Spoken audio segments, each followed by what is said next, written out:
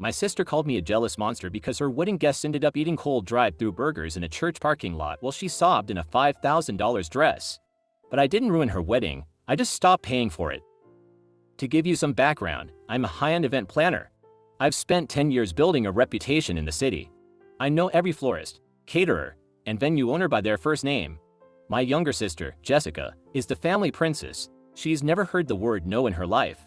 If she wanted a toy, my parents bought it. If she wanted my room, I was moved to the basement. When Jessica got engaged to a guy she'd known for 3 months, my mother immediately called me. She didn't ask how I was. She just said, "Jessica is getting married, and since you're in the industry, we expect you to handle everything." We want it to be the wedding of the century. I knew what handle everything meant. It meant I would do the work, and I would likely foot the bill.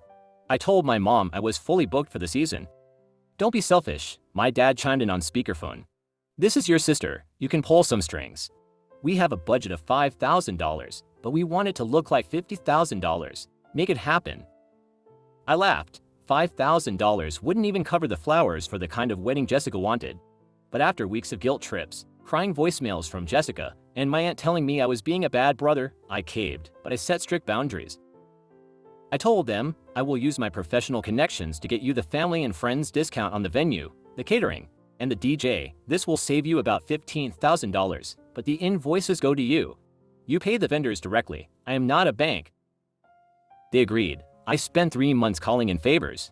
I got the city's best botanical garden venue for 60% off because the owner owed me a favor. I got a top-tier caterer to agree to a menu at cost. I worked my tail off. 1 week before the wedding, I got a call from the venue owner, Sarah. "Hey, Op," she said, sounding awkward. "I haven't received the final payment from your parents. It was due yesterday." I felt a pit in my stomach.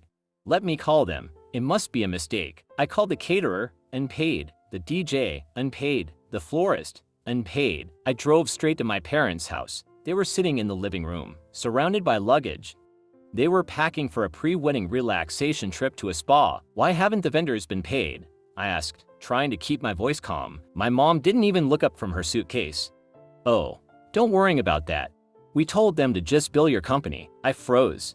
"You did what?" "Well," my dad said, sipping his coffee, "it's a business expense for you, isn't it? You can write it off on your taxes. Besides, we spent the $5,000 budget on Jessica's dress in the honeymoon. We figured since you're doing so well, you want to gift the rest to your sister." They hadn't forgotten. They had planned this. They waited until the week before, knowing it was too late for me to back out without looking like the villain. They knew my reputation was on the line with these vendors. If the bills weren't paid, I would look bad. I am not paying $25,000 for a wedding it even the groom in, I said. "You need to pay them today, or they will cancel." Jessica walked into the room, wearing a face mask. "Stop being so dramatic, Op. You're always so stingy. Just pay it. You're ruining my vibe." Then came the kicker. My mom looked at me and said, "Also, we realize we're a bit tight on seating for the reception. Since you'll be busy managing things, we didn't save a seat for you at the family table. You can eat in the vendor break room, right?" That was the moment the cord snapped. I had spent months planning a wedding I was now being told to pay for, while being demoted to the help. "Okay," I said. I stood up. "I understand." "Good," my dad said. "Glad you finally grew up. Now, run along. We have to leave for the spa." I walked out of the house. I sat in my car and picked up my phone. I called Sarah at the venue. "Cancel it." "What?" she asked. "My parents aren't paying," I said, "and I am not signing as the guarantor." "Release a date. I know you have a wait list." "Are you sure?"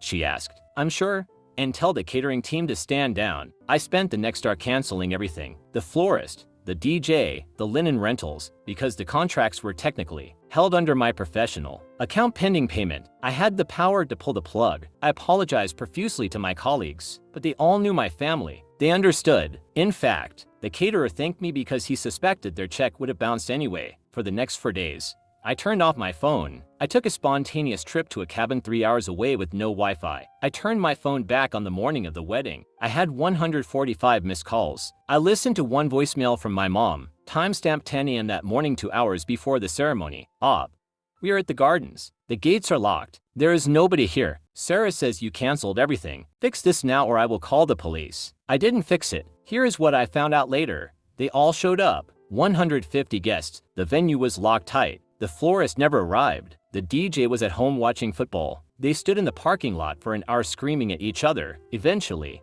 my dad had to go to a nearby fast food joint and buy 100 burgers just to feed the guests something. Jessica had a meltdown in the parking lot, screaming so loud that a nearby resident called a noise complaint. When I finally went home, my parents tried to ambush me. They threatened to sue me for emotional distress. I looked my dad in the eye and said, "You tried to steal $25,000 from me and treat me like a servant. I didn't cancel the wedding. You did. The moment you decided not to pay the bill, I've been no contact with them for 6 months. I heard Jessica is still married, but they live in my parents' basement because they're broke. My business is doing better than ever. My vendors know I don't let anyone, even blood, mess with our money. Sometimes you have to burn the bridge to stop the enemy from crossing. And honestly, the view from the other side is beautiful."